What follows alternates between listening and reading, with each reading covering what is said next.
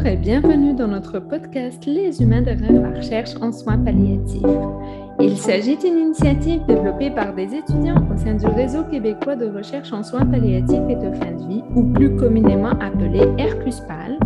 À chaque épisode, nous rencontrerons des étudiants, des chercheurs ou des bénévoles en soins palliatifs pour mieux comprendre leur parcours ou plus précisément pourquoi ils ont choisi le domaine si mystérieux et empreint d'humanité que sont les soins palliatifs et de fin de vie.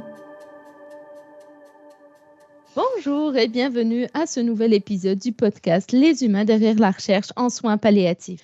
Dans quelques instants, nous allons rencontrer la professeure Carmen Lemelin, psychologue, chercheur et professeur au Cégep de Drummondville et membre du Centre collégial d'expertise en gérontologie. Alors, avant de commencer, je veux vraiment vous remercier d'avoir accepté cette invitation, surtout connaissant votre, j'imagine, emploi du temps qui est pas mal chargé. Merci infiniment de prendre ce temps-là pour nous partager un petit peu votre parcours, votre passion et voilà. Donc, professeur Carmen Lemelin, est-ce que vous voulez un petit peu nous parler de vous? Un grand merci pour l'invitation d'abord. En fait, je m'intéressais au thème des soins palliatifs, du deuil, de la mort. C'était pas d'abord dans mes premiers projets, mettons. Ça fait longtemps que je veux être psychologue dans la vie, depuis le secondaire 3 que je le sais. Suite à une demi-journée carrière, là, j'avais entendu une psychologue parler, puis j'ai comme fait, wow, c'est ça que je veux faire dans la vie. Puis comme beaucoup de gens, c'était la clinique qui m'intéressait au départ. Et dans le fond, je me suis inscrite au baccalauréat en psycho à l'UQTR. J'ai fait ma maîtrise aussi. À l'époque, il n'y avait pas le doctorat. Donc, c'est la maîtrise. Ma maîtrise, je l'ai fait en couple et famille. J'ai travaillé pendant 5 ans, dans le fond, à être enseignante au collégial, professionnelle de recherche au laboratoire de psychologie du couple de l'UQTR. Puis, en plus, j'avais ma clinique privée aussi. Et ensuite, je suis revenue faire mon doctorat parce que j'avais eu un peu la piqûre de la recherche. En fait, au laboratoire de psychologie du couple, on faisait de la recherche fondamentale, mais aussi de la recherche partenariale avec les milieux. C'est particulièrement cette recherche-là qui m'a attirée. Au départ, la recherche, je la faisais avec des jeunes couples ou des couples adultes. Donc, j'étais assez loin, mettons, de la thématique du réseau. C'est seulement quand je me suis joint au CCEG, donc au Centre collégial d'expertise en gérontologie, que je me suis plus intéressée aux couples aînés, puis particulièrement à la station de proche aidance. Et bon, ben, qui dit proche aidance dit ben, peut-être que le conjoint aidé, par exemple, pourrait avoir une maladie mortelle. Donc, où le parcours se terminera par sa mort. Donc, ça voulait dire des proches aidants qui accompagnent des gens en soins palliatifs. Ça voulait dire qu'ils accompagnent des gens qui vont potentiellement mourir. Et c'est là que ces thématiques-là sont arrivées. Puis, dans un deuxième temps, ben, je me suis intéressée aussi comme expertise à tout ce qui est de l'ordre du bien-être des aînés, puis au niveau de la sensothérapie qu'on appelle, donc l'approche nosolaine, puis dans le fond, les jardins sensoriels qu'on peut utiliser avec des gens en fin de vie notamment. Donc, c'est un long parcours. Je n'étais pas destinée à ça au départ, mais compte tenu des couples et de la tranche d'âge, ben, c'est quelque chose qui s'imposait. C'était comme imposé un petit peu comme thématique. Wow, mais en tout cas, j'ai écouté votre parcours, puis à tout moment, tu sais, je voulais vous poser des questions ou rebondir sur ce que vous disiez. Donc, j'essaye de prioriser mes questions, mais de ce que je comprends, c'est que, tu sais, la jeune Carmen de troisième année secondaire a participé à une activité carrière, puis elle a tout de suite su que c'était la psychologie qui l'intéressait. Donc, de ce que je comprends bien, vous avez commencé finalement avec la psychologie clinique.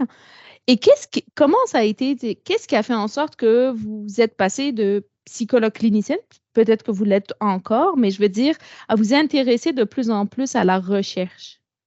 En fait, moi, ce qui m'intéressait à la psycho au départ, c'était que je voulais faire une différence dans la vie des gens. Je voulais les aider à sortir peut-être d'un faux pas, d'une situation difficile. Là, je voulais faire la différence. Je me rendais compte que j'avais quand même des bonnes capacités parce que j'avais des amis qui étaient dans des fâcheuses positions, puis se tournaient on dirait spontanément vers moi. Donc, je pense que j'avais comme un petit potentiel, du moins à la clinique. Mais ce que je me suis rendu compte en faisant de la recherche partenariale, notamment, c'est qu'à travers un outil qu'on fait, qu'on déploie à travers les résultats de la recherche, c'est qu'on peut rejoindre beaucoup plus de gens que si moi, je le fais seul. Donc, si moi, je construis cet outil-là et que je ne sais pas combien d'intervenants qui l'utilisent ou que je ne sais pas combien de proches aidants qui l'utilisent avec leurs proches, ben finalement, mon action rayonne de façon encore plus grande.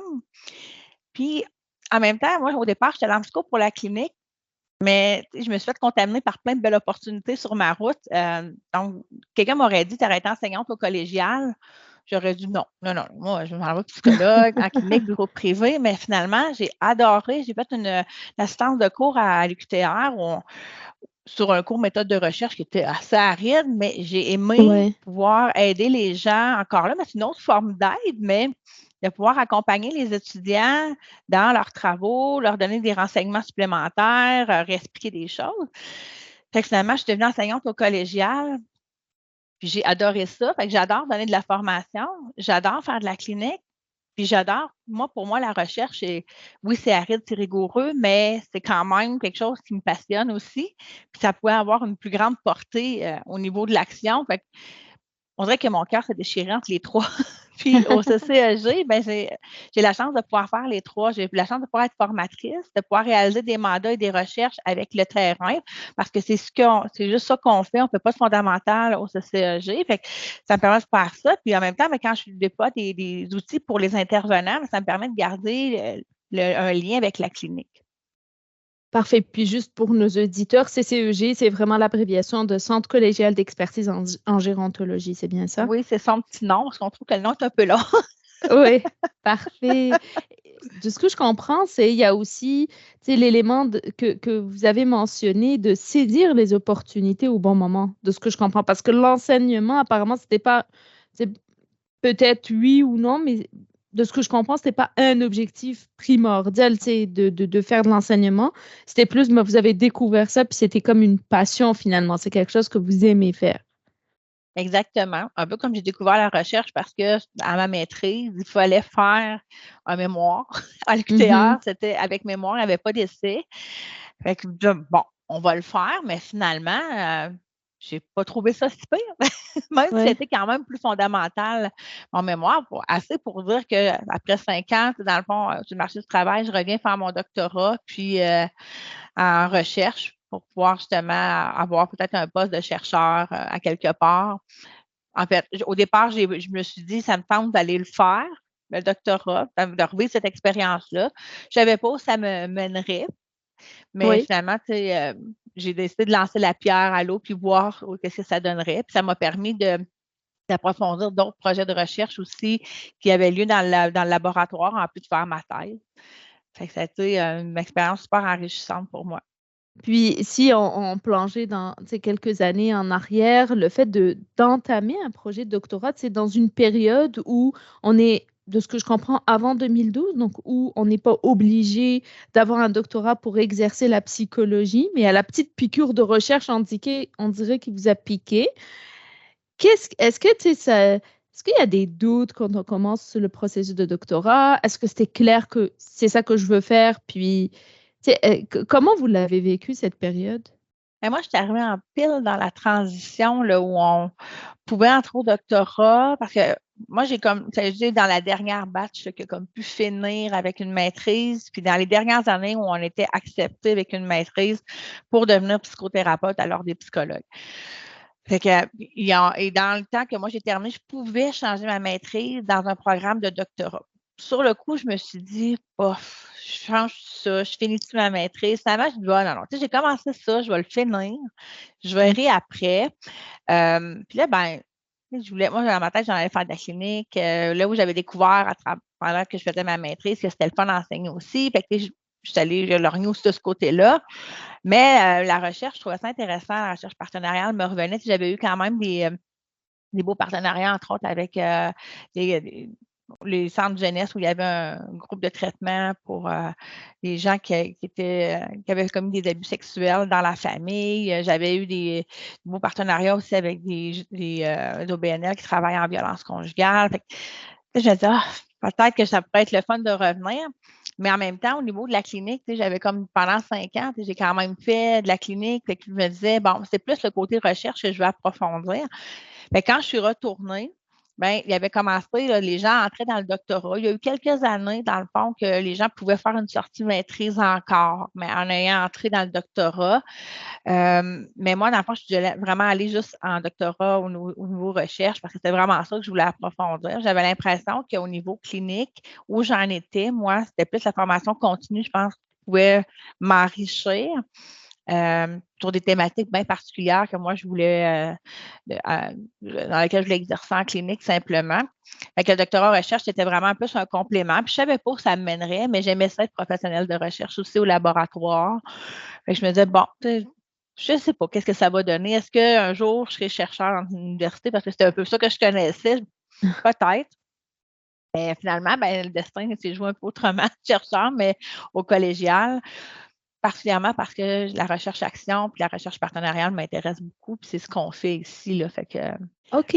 Puis quand vous dites recherche-action, recherche partenariale, est-ce que vous pouvez nous expliquer un peu plus qu'est-ce que vous voulez dire par ça? Et en fait, il y a comme deux grands types de recherche, si on veut. La recherche plus fondamentale, où en fait, l'objectif de ces recherches-là sont plus d'approfondir les connaissances dont on dispose dans un champ de recherche précis, tandis que la recherche-action, on utilise ce qui a été trouvé en recherche fondamentale pour aller plus loin, c'est-à-dire aller connecter les besoins du milieu, puis regarder, mais comment, par la recherche, on pourrait aller chercher collecter des données, mais qui pourraient se mettre en action rapidement dans le milieu en développant différents outils qui vont être retournés au milieu, qui vont être vraiment que les intervenants, personnes aînées, proches aidants, peu importe vers qui c'est tourné, vont pouvoir appliquer aussitôt la recherche terminée. Donc, moi, c'est plus ce côté-là qui m'intéresse. Et ça en prend des gens qui font du fondamental, mais moi, c'est vraiment plus la recherche-action puis partenariale parce qu'on va mettre des partenaires à profit, c'est-à-dire qu'on ne fera pas tout seul la recherche. On va avoir des gens qui vivent la problématique. Des gens, dans le fond, qui peut-être interviennent auprès de ces gens qui vivent cette problématique-là, des entreprises qui s'intéressent à cette problématique-là, des OBNL, voire même le système de la santé aussi. Là, donc, un CIS ou un CIS peut être sur nos projets de recherche aussi. Donc, toutes ces expertises-là sont représentées, puis on travaille tous ensemble à recruter des gens, à collecter les données, à élaborer un outil, à essayer de l'implanter dans le milieu pour que les gens puissent l'utiliser.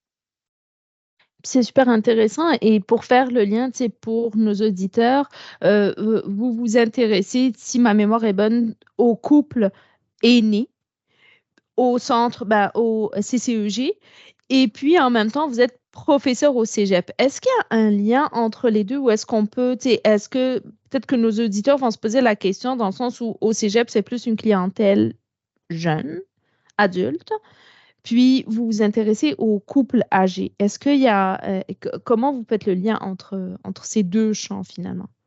Mais quand j'enseignais, parce que c'est pas nécessairement une obligation quand on travaille dans un centre collégial d'enseigner.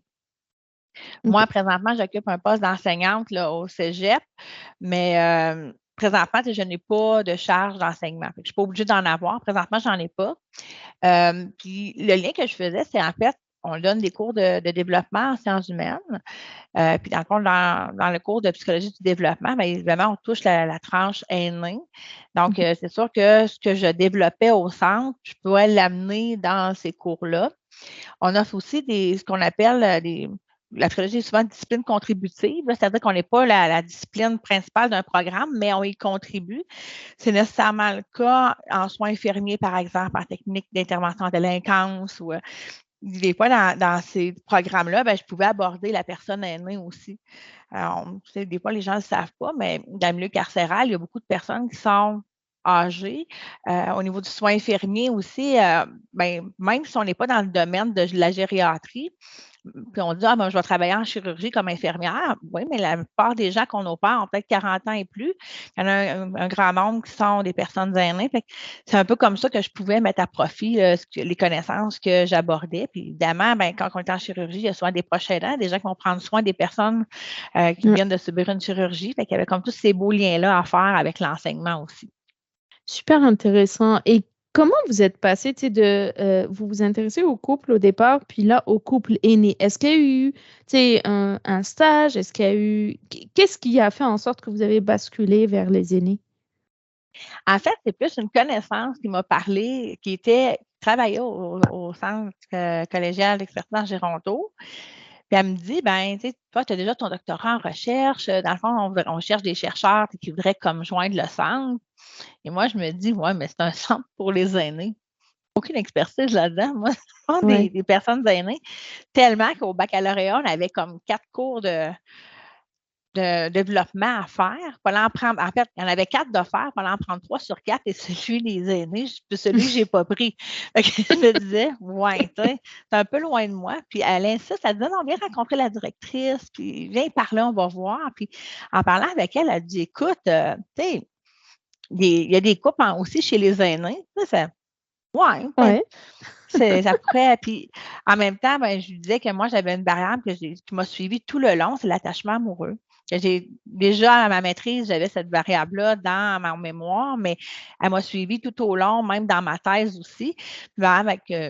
Que j'aime beaucoup, que j'affectionne beaucoup au niveau des liens affectifs. Elle me dit, ben, tu sais, il n'y a peut-être pas grand-chose de fait avec les couples aînés. Ah, peut-être. Puis en même temps, je me disais, si je m'établis comme chercheur de façon plus importante, ben, ça me prendrait mon expertise à moi, mon champ que je développe. Je savais que celui des jeunes couples, des couples adultes était quand même assez, mais quand même beaucoup de chercheurs qui travaillent là-dessus au Québec. Fait que je me disais, bon, peut-être. Fait que je bouquine un peu pour me rendre compte que très peu de choses, très peu de chercheurs s'intéressent au couple aîné, encore moins couple aîné et proche aidance. Puis là, moi, je me disais, l'attachement amoureux, je vais certainement jouer un rôle parce que quand on apprend qu'on a une maladie, qu'on va peut-être mourir, qu'on va peut-être avoir un corps qui se détériore aussi là, avec le temps, clairement que ça doit jouer sur des enjeux de sécurité, de réassurance envers le partenaire.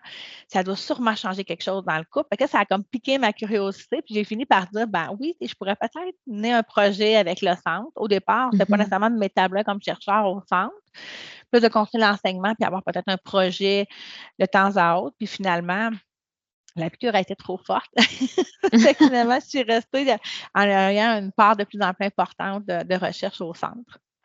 Mais de ce que je comprends, vous êtes vraiment une personne qui laisse la porte ouverte aux opportunités. Puis j'ai l'impression que ça pourrait être même ça le titre de notre podcast d'aujourd'hui. Vous êtes très attentive à ce qui vous entoure, puis à saisir les opportunités. Ben, en fait, je me rends compte dans la vie que des fois, c'est bien, je pense, de se faire un plan de match, mais en fait, la psycho m'a comme appris ça. C'est tellement, même à la maîtrise, c'était difficile à l'époque de rentrer à la maîtrise. Puis ça m'a fait créer tellement d'anxiété au baccalauréat de penser que peut-être je ne pourrais pas être psychologue, qu'à un moment donné, tu sais, je me suis dit, ben là, il faut que tu tentes ta chance. Mais en même temps, si ce n'est pas ta voie, peut-être qu'il y aura d'autres opportunités à saisir. C'est comme ça que j'ai réussi à comme calmer mon anxiété par rapport au fait d'entrer là, à la maîtrise. Fait qu'au doctorat, j'ai comme abordé un peu comme ben, je lance une pierre puis je vois est-ce qu'ils vont me prendre, prendront-tu pas? Même je me rappelle, mon directeur m'avait dit hey, dis-le pas que tu vas faire ça à temps partiel. Fait qu'on s'en travaille, ils ne te prendront jamais. Puis j'ai comme coché temps partiel en me disant si je suis faite pour aller là, ben, la porte va s'ouvrir, sinon ça sera autre chose. Puis finalement, la porte s'est ouverte. Fait que je pense que c'est bien d'avoir une idée où on veut aller, mais je pense qu'il ne faut pas se fermer la porte à des opportunités qu'on n'aurait pas cru, parce que je pense qu'il n'y a pas juste une voie dans laquelle on peut être heureux, que ce soit comme chercheur, comme psychologue, comme personne en général. Puis surtout, je pense que quand on est une personne curieuse, qui s'intéresse à plusieurs choses, puis parfois, on dirait, on a des personnes, je connais des personnes, qui savent où ils vont, qu'il y a une chose qui les intéresse, puis c'est clair pour eux. Mais il y en a d'autres qui, comme vous disiez tout à l'heure, l'enseignement, ça vous intéresse, la clinique, la recherche, c'est comme avoir plusieurs cartes aussi dans les mains. Ça doit aussi aider dans le choix ou parfois pas, je sais pas. Mais dans le choix de OK, j'y vais ou non, j'y vais pas. Mais en fait, c'est sûr que ça amène des réflexions parce que, bon, à travers tout ce parcours-là, je suis quand même devenue maman à un moment donné. Ça me tente de voir nos enfants. Fait qu'à un moment donné, je ne pouvais pas avoir, comme au départ, tâche professionnelle qui fait que ça monte énormément le nombre d'heures par semaine à consacrer au travail. Fait que c'est sûr d'avoir un emploi comme au centre où je peux donner de la formation. Donc, je ne suis pas vraiment une enseignante, je peux donner de la formation quand même. Fait que, je trouve ça intéressant parce que c'est une façon de livrer de l'information puis d'être avec les gens. Le fait de pouvoir bâtir des outils destinés aux intervenants, de former les intervenants, de parler en fait des réalités de terrain qui vivent avec les proches aidants, ben ça, c'est pas moi qui interviens, mais de parler d'intervention, ça me suffit. Je n'ai pas besoin d'aller la faire moi-même. Mais il faut quand même, quand on fait l'outil, que j'ai en tête dans quoi ils sont, les intervenants, c'est quoi leur rôle, c'est quoi leur défi par rapport à cette clientèle-là. Fait que je trouve ça intéressant. Puis de pouvoir mener aussi des projets de recherche. En fait, de pouvoir marier ces trois-là dans un même rôle professionnel avec un nombre d'heures qui a bien du sens pour pouvoir jouer mon rôle de maman, ben, c'était bien parfait, dans le fond. Fait que c'est cette opportunité-là que le centre m'offrait, que je n'avais peut-être pas ailleurs où ben, si j'allais, mettons, être chercheur à l'université, ben, peut-être que là, oui, j'avais de l'enseignement, mais si on ajoute la clinique à ça, parfois c'est difficile. C'est pas que les universités qui permettent d'avoir un élément clinique dans toutes les heures qui sont cumulées à faire pour l'université. Fait que là, ben, ça veut dire que c'est une surcharge de plus. Si je restais juste enseignante au collégial, ben, tu sais. Bref, il y avait toujours comme un petit deuil à faire. Fait que c'est là que j'en ai le moins de deuil, en fait, d'affaires que je peux me permettre de faire quand elle est dans le thème. Hein. C'est là que j'avais le moins de deuil à faire, en fait, que je pouvais avoir un petit peu de tout. Puis je pense que c'est ça qui fait que ça me passionne ce que je fais présentement au CCAG. C'est vraiment intéressant ce que vous dites. Puis, tu sais, vous amenez, on va dire, un nouveau paramètre qui est l'équilibre entre vie professionnelle puis vie privée. Tu sais, puis dans le choix aussi qu'on fait, je pense que ça vient rajouter quelque chose à notre balance pour faire les bons choix. Ou du moins les choix les choix qui nous conviennent le plus en tant que personne. Tout à fait. Tout à fait. Puis, dépendamment quelle place on veut mettre dans l'équilibre, comme on la voit, mais effectivement, c'est ce qui a fait pencher la balance pour que j'occupe ce poste-là actuellement, plutôt que peut-être de poser ma candidature pour des postes universitaires, par exemple, ou chercheur d'établissement, ou peu importe quel autre type de chercheur. Il n'y avait pas nécessairement une belle conciliation des trois choses qui me plaisent au travail. Puis, dans le fond, en n'ayant pas cette conciliation-là, bien évidemment, ça venait compliquer un peu si je les veux les trois, je ne veux pas faire trop de compromis au niveau professionnel, ben, ça nécessitait de faire des compromis, peut-être que je voulais pas aller non plus au niveau personnel. Mm-hmm. Merci pour votre partage. Puis, je me pose la question, est-ce que vous vous intéressez au couple aîné? Est-ce que vous vous intéressez à la fin de vie, au deuil, ou vous vous intéressez plus au couple aîné? C'est là où vous vous concentrez, où votre recherche se concentre le plus. Ben, je suis beaucoup plus avec les couples aînés, mais présentement, en situation de proche aidance. Fait que dans le fond, je vais aborder des éléments de deuil, comme j'ai un projet présentement qui est sur la maladie d'Alzheimer. Donc, on essaie de faire, en fait, ça jumelle les deux, l'approche aidance et la sensothérapie. Donc, avec l'approche sensorielle, on l'a développé, il reste à l'implanter. Donc, on a fait une trousse sensorielle pour les personnes, les conjoints aidants qui accompagnent quelqu'un qui a l'Alzheimer. Parce qu'on sait qu'à partir d'un certain moment donné, c'est plus difficile de communiquer avec la personne. Elle cherche les mots, parler, c'est peut-être moins facile pour la personne. Donc, on voulait que les gens puissent communiquer avec leurs proches, mais autrement, donc en utilisant l'approche Snowzellen. Donc, on a développé cette trousse-là, mais ces gens-là aussi vivent beaucoup de deuil, un deuil blanc, en fait, souvent. Donc, le deuil de la personne qui est encore là physiquement, mais que finalement, c'est comme certains me disent, j'ai comme l'impression qu'il y a quelqu'un d'autre qui habite dans le corps de mon conjoint, je ne le reconnais pas. Donc, je suis comme en train de dire, je le sais parce que c'est lui, puis c'est la maladie qui fait ça. Mais en bout de ligne, j'ai comme l'impression de devoir agir avec un étranger. Fait que, c'est un premier type de deuil, sans compter que, éventuellement, la personne probablement décédera. Puis ils sont aussi à prévoir un peu cet avenir-là, malgré avec toutes les tâches qu'ils ont à faire auprès de ce proche-là, parce qu'un proche aidant, c'est pas nécessairement Et en fait, c'est beaucoup de boulot, là, de Oui. s'occuper des rendez-vous, de prendre soin de la personne. Puis quand on a un déficit cognitif, là, ben, c'est sûr que la personne, dans le fond, a besoin d'une prise en charge assez rapidement. Puis même quand les gens sont à domicile, c'est quand même beaucoup de boulot, beaucoup d'inquiétudes, parfois où ce que le proche fasse un parte ou fasse un geste, dans le fond, qui ne veut pas nécessairement lui le faire, mais qui n'a pas nécessairement conscience des conséquences. Fait que, tu sais, c'est tout ça, dans le fond, que je veux regarder. Fait que le deuil blanc ne veut pas embarquer dans ce projet-là. Puis, dans le fond, on est à rédiger un projet sur d'utiliser l'approche Nosolène avec la lunette de réalité virtuelle, mais en soins palliatifs. En fait, pour essayer d'aider les gens à connecter, les proches, à connecter avec la personne qui se prépare à nous quitter. Pour avoir accompagné moi-même des gens en soins palliatifs dans ma vie personnelle, ben, on n'est pas nécessairement toujours préparé à ça. Même si c'est une maladie, dans le fond, on sait que la personne va finir par décéder, puis possiblement à aux soins palliatifs. On n'est pas toujours préparé à ça, on ne s'est pas toujours tout dit. Dans le fond, avoir parlé avec du personnel, moi, j'ai été chanceuse, j'ai accompagné quelqu'un avec qui ça allait bien la relation. Il n'y avait pas nécessairement plein de choses à discuter, mais elle me disait que ben, des fois, il y a plein de non-dits, et puis quand on est en soins palliatifs, que là, la personne souhaite certaines choses, puis que là, les autres ne veulent pas, ben, il y aurait comme besoin peut-être de moyens pour se rapprocher, échanger, avoir de l'ouverture pour peut-être aborder des thèmes. Donc, on se dit, ben, pourquoi pas proposer cet élément-là de bien-être? Donc, il donne un beau moment. Il peut peut-être accompagner la médication pour soulagement de douleur, mais aussi passer un beau moment de connexion avec les proches aussi.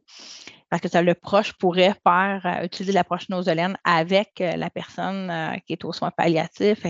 Bref, on est en train d'écrire ce projet-là. On espère qu'il va pouvoir passer. Puis, on utilise la lunette de réalité virtuelle, ben, c'est un ajout de plus pour peut-être aller chercher des souvenirs, peut-être de repasser dans sa rue une dernière fois avec Google Earth, ça pourrait peut-être se faire avec la lunette, mais là, ça ne pourrait pas se faire physiquement. Puis peut-être que ça pourrait donner des échanges sur ben, tous les beaux souvenirs qu'on a vécus à cette adresse-là avec ses enfants, son conjoint, sa conjointe, etc. C'est un peu vers là qu'on veut aller. Dans mes projets, il y en a qui touchent le deuil et aussi, dans le fond, les soins palliatifs, parce que dans un projet que j'ai terminé aussi, ben, les gens m'en ont parlé, là, que, bon, il avait accompagné des gens aux soins palliatifs ou qui étaient en train de l'accompagner aussi, là, parce que ça fait partie du parcours du proche aidant, que pas tous, mais certains auront à accompagner des gens en fin de vie. C'est super intéressant. En tout cas, moi, je vais rester connectée à ce projet, on va dire, puis suivre l'évolution. Surtout que j'ai l'impression, en tout cas dans le contexte de vie, en soins palliatifs, de pouvoir offrir à la personne qui est en fin de vie cette possibilité de se connecter à un souvenir, à une ruelle, comme vous disiez, à un souvenir d'enfance grâce à à la réalité virtuelle. Je trouve que c'est super intéressant, puis ça doit être, c'est plus adapté, mettant selon les conditions physiques de la personne, si elle peut, oui ou non, se déplacer. Donc, je trouve que c'est quelque chose d'innovateur. Puis, je suis certaine que ça répondra aux besoins de plusieurs personnes. Moi, les maisons de soins palliatifs qu'on a contactées étaient comme emballées par ça. Puis nous, au départ, on le tournait plus sur ben, l'utilisation par les proches, la famille, dans le fond, qui pouvaient aller réserver l'équipement, par exemple, puis le faire avec leurs proches, réserver les éléments. Les éléments sensoriels, ils ont commencé, puis la musicothérapie, des choses comme ça, mais de le jumeler à une lunette pour aller chercher un autre niveau de réminiscence, là, ça, ils n'avaient pas nécessairement vu ça, puis c'est ce qui les attirait beaucoup, là, de pouvoir jumeler ça, parce que quelqu'un qui voudrait faire une dernière balade en forêt, il pourrait. Et on pourrait jumeler à ça, par exemple, l'odeur avec des huiles essentielles d'épinette ou des choses comme ça. On pourrait faire vraiment une expérience où on crée une bulle autour de la personne pour vivre une dernière fois, peut-être un élément qui lui tenait à cœur, pour aller vivre avec sa famille aussi. Faire en sorte que là, on s'emmène dans un univers où on met sur pause un peu peut-être la mort prochaine pour peut-être avoir un espace pour être vraiment en présence l'un avec l'autre, peut-être échanger aussi, puis peut-être faire en sorte que la communication se passe mieux dans certains cas, quand c'est plus difficile avec la personne qui est aux soins palliatifs. Effectivement, c'est ce que j'allais dire. J'allais dire, ça ouvre la communication. On veut pas, tu sais, un voyage vers l'enfance ou vers, tu sais, quelques années auparavant, ben, ça ouvre la communication avec la personne qui est à côté de nous et avec qui on vit cette expérience. Puis, tu sais, je suis curieuse de savoir un projet comme ça parce que j'imagine ça prend aussi des informaticiens peut-être ou ça prend, en tout cas, ça prend des personnes qui vont faire de la programmation puis mettre en place, tu sais, je sais pas si c'est, en tout cas, programmer cet outil informatique, on va dire. Est-ce que c'est le cas? Ben, dans le cas de ce projet-là, pas vraiment. On va utiliser ce qui existe déjà. Il y a OK. comme les fabricants de lunettes, puis d'autres types de fabricants vont faire toutes sortes de jeux d'univers et tout ça. Fait que, il existe quand même pas mal de choses pour probablement répondre à pas mal de besoins que la personne aux soins palliatifs pourrait nommer, là, comme des promènes en Mhm. forêt, de vouloir aller voir une chute d'eau, de se promener devant dans sa rue ou des choses comme ça. Je pense que ça pourrait fonctionner, mais j'ai l'impression que peut-être que les gens vont soulever des besoins à lesquels peut-être ce qui existe actuellement, il n'y a rien, par exemple. On se rend compte maintenant que la personne elle nous nomme un besoin, puis on dit, oups, j'ai beau regarder, mais tu sais, ça, c'est pas disponible. Peut-être que ça pourra donner lieu dans un second temps à développement, effectivement, là, d'univers comme destiné là, pour ces personnes-là. Parce que ça va partir de besoins qui ont été nommés peut-être dans cette recherche-là, mais on a quand même suffisamment, nous, pour dire on se lance à le faire. Où il y a de la Mhm. formation à faire, c'est bien comment on utilise la lunette, comment ça Ouais. fonctionne.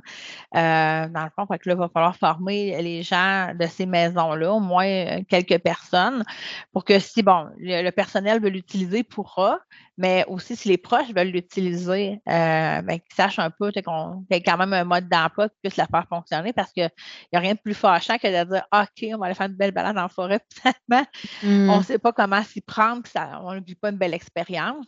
Puis en même temps, il faut adapter le tout. La lunette est quand même assez lourde. Il faut savoir comment on doit positionner le patient aussi pour qu'il soit confortable là-dedans. Puis dans le fond, ben là, justement, c'est juste dans la lunette. Fait que si on veut qu'il partage avec le proche, il faut quand même qu'il soit connecté à une tablette pour que les gens puissent voir quand même si l'image ne sera pas très belle, mais ils vont quand même Mhm. pouvoir voir ce que la personne voit. C'est plus facile d'échanger aussi par la suite puis d'accompagner quand c'est fait comme ça. Fait que, on a peut-être des petits enjeux à ce niveau-là. Puis en même temps, ben, c'est de voir l'acceptabilité aussi de cette technologie-là auprès des personnes en soins palliatifs, des intervenants aussi qui gravitent autour de ces gens-là, puis des familles. Est-ce qu'ils trouvent que c'est assez convivial, que ce soit un outil qui leur donne vraiment des plus aussi? Il y a vraiment des enjeux. Fait que cette recherche-là va vraiment pouvoir valider ça aussi. Très stimulant, en tout cas. Moi, juste à en entendre parler, tu sais, je trouve ça super, super intéressant. Je vous souhaite vraiment qu'il passe comme vous le souhaitez, j'imagine aussi.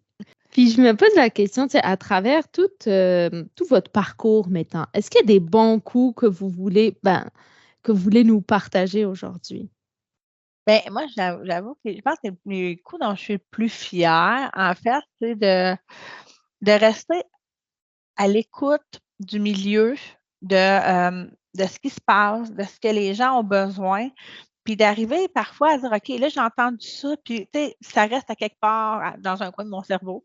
Puis à un moment donné, c'est comme, hey, on pourrait peut-être faire ça. Les gens ont nommé telle affaire, puis que finalement, on finit par édifier un projet avec ça parce que bon, mais j'ai croisé quelqu'un à un colloque qui m'a parlé de telle affaire. Puis là, je viens de croiser quelqu'un d'autre. Puis là, pourquoi on ne mettrait pas tout ce beau monde-là ensemble? On ne pourrait peut-être pas faire tel ou tel projet, puis développer tel ou tel outil. Ça, j'avoue que je pense que c'est les coups dont je suis le plus fière. C'est qu'à un moment donné, on arrive à, parce que j'ai resté à l'écoute, puis que dans le fond, ben, je n'hésite pas à aller jaser avec des gens du milieu, ben, qu'on arrive à identifier des besoins, puis que finalement, on arrive avec un projet de recherche qui font comme ouais, ouais, je pense que ça, c'est vraiment une belle idée. Puis ça, oui, il y a un trou là, de service, il y a quelque chose qui manque, puis qu'on arrive à développer un projet pour peut-être ben, pas combler le trou des fois complètement, parce que des fois, le trou, il peut être gros.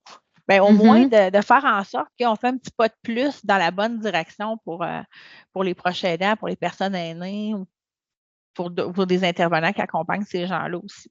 Tu sais, j'ai l'impression dans votre réponse, il y a aussi des, en tout cas, moi je l'écoute entre les lignes, on va dire, tu sais, des conseils aussi que vous donnez. Mais est-ce que vous avez des conseils que vous voulez partager à nos auditeurs, sachant que, tu sais, on a des auditeurs qui sont des personnes étudiantes, on a des professionnels de recherche. premier conseil, je pense, c'est oui, d'avoir une idée de où on veut aller, mais peut-être de ne pas y aller avec des œillères, d'y aller vraiment en disant, ben, on avance, puis quand quelqu'un présente une opportunité, ben, peut-être pas se fermer, peut-être prendre le temps d'écouter, même si après ma barre, comme c'est totalement parfait, je n'irai pas là, parce que des fois, les gens peuvent nous voir à certains endroits, puis peut-être que ça ne nous correspond pas non plus, ça ne veut pas dire de toutes les saisir non plus, puis des opportunités, des fois, qui m'ont été présentées, puis j'ai dit non parce que je ne me vois pas là. Même si des fois, les gens me disent, ben, tu aurais le talent, peut-être le talent, mais je n'ai pas nécessairement le goût d'être là. Ben, tu sais, de prendre le temps d'analyser, ça, des fois, c'est ce qui fait qu'on va saisir des belles opportunités, on va peut-être dévier un petit peu du parcours envisagé, mais finalement pour le mieux. Puis c'est vrai dans le cas de choix professionnel, mais c'est vrai dans le cas de projet de recherche aussi. On peut établir des thématiques. Tu sais, au départ, moi, c'était vraiment couple aîné, mais finalement, qu'est-ce qui arrive dans la vie des couples aînés? Bien, souvent la maladie. Au départ, je fais, ça me semble que c'est un sujet lourd. Mais finalement, non. Je pense que c'est un sujet qui est riche. Là. Puis moi, dans le fond, j'ai pris plus dans l'angle de la proche aidance. Quand on accompagne notre conjoint, c'est comment on fait pour rester amoureux de cette personne-là? Comment on fait pour cheminer? Fait qu'encore là, c'est un peu de dire, OK, ben là, j'ai décidé de regarder que le couple aîné avec la proche aidance, mais tu sais, finalement, ben, quelque chose qui peut paraître lourd, ben, si je le prends de l'autre côté, finalement, moi, je trouve ça riche, ben, j'y vais comme ça. Puis, même au départ, quelqu'un m'aurait dit, tu vas travailler sur les deuils, soins palliatifs. Il aurait fait comme, oh, c'est pas toi pantoute parce que je me disais, je suis bien trop sensible pour travailler dans des thématiques comme ça.